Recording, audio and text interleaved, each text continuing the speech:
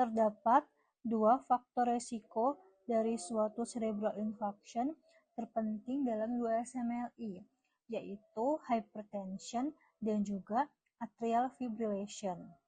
Kalau hypertension, puls yang dari suatu sistolik yang tinggi akan mengikis karotid arteri, sehingga menyebabkan terjadinya suatu kerusakan endotel, dan juga meningkatkan terjadinya pembentukan plak aterosklerotik yang bisa lepas ke otak atau mata.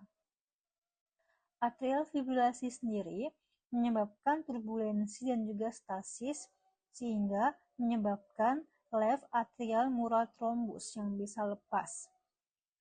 Hypertension adalah salah satu penyebab terpenting dalam populasi yang menyebabkan stroke. Tekanan darah tinggi lebih penting daripada merokok yang menyebabkan stroke itu. Apabila USMLE question memberikan seorang pasien memiliki keduanya atrial fibrillation dan juga hypertension, maka pilihlah atrial fibrillation sebagai faktor risiko terpenting yang dapat menyebabkan stroke.